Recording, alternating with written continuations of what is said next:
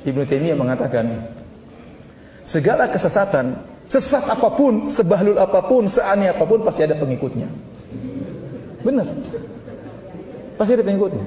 Ente percaya? Alif, lam, ain, ba. Bismillahirrahmanirrahim. Alhamdulillah wassalatu wassalamu ala Rasulillah wa ala alihi washabihi wa man walah, amma ba'du. Jadi teman-teman, saya itu pengen bercerita sedikit ya. Jadi waktu tahun 2007-an itu saya pernah bertemu seseorang. Ternyata orang ini masih muda waktu itu ya. Itu dia mengajak saya untuk ikut kajian.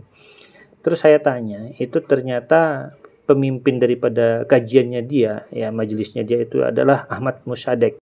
Dulu saya masih sangat muda ya, jadi sangat awam dengan agama, dan Ahmad Mossadegh itu saya nggak tahu. Ternyata setelah lama-kelamaan baru ter-up ke berita ya, Ahmad Mossadegh ternyata adalah orang yang mengaku sebagai nabi. Dan benar kata Ustadz Firanda ya, seburuk-buruknya orang, sebodoh-bodohnya orang ya, itu di Indonesia kalau mengaku nabi pun ada pengikutnya. Alif, dal, ta, fi bayanil ibadati, bab ketujuh, menerangkan tentang ibadah. Nggak tahu Nabi itu sekarang kemana, saya nggak tahu kemana dia. Tapi saya sempat ketemu di kapal Nabi tersebut ya. Dan ini terjadi di mana-mana. Di Madinah juga ada orang ketangkap ngaku sebagai Nabi. Orang Sudan, orang hitam ngaku sebagai Nabi di Kuba. Ditangkap oleh, kalau ditangkap gitu paling orang kasihan. Aduh kasihan orang apa? Orang stres, orang sakit. Itu kalau di Saudi. Kalau di sini ada orang ngaku sebagai Nabi, ada yang benarin. Iya tidak? Kalau di Saudi ada orang ngaku sebagai Nabi, dianggap orang stres. Orang stres. Kenapa? Pendidikan tersebar. Akidah tersebar. Orang tahu ini pasti orang gila, orang stres, kasihan, masukkan ke rumah sakit jiwa. Kalau di sini ada ngaku sebagai Nabi, pasti ada pengikutnya. Pasti ada pengikutnya. Baik.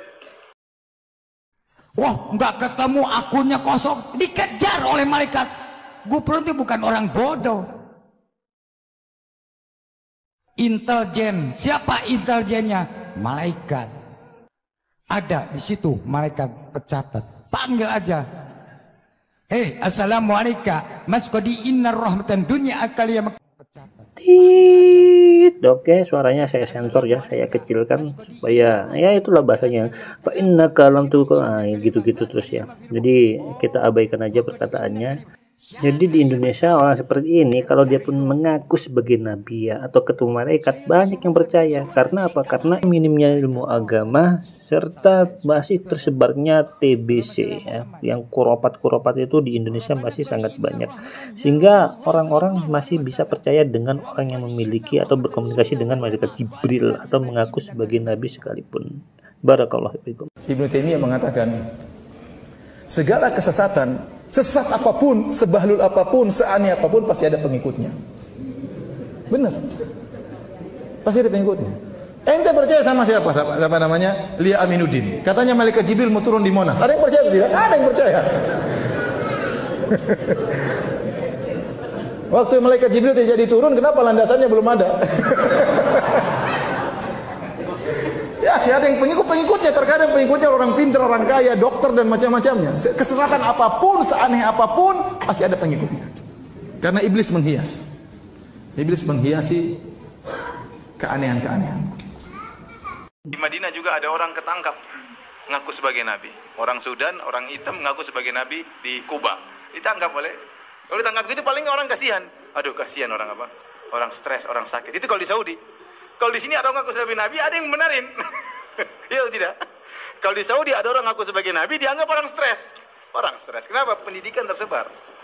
Akidah tersebar. Orang tahu ini pasti orang gila, orang stres, kasihan, masukkan ke rumah sakit jiwa. Kalau di sini ada ngaku sebagai nabi, pasti ada pengikutnya. Pasti ada pengikutnya. Baik.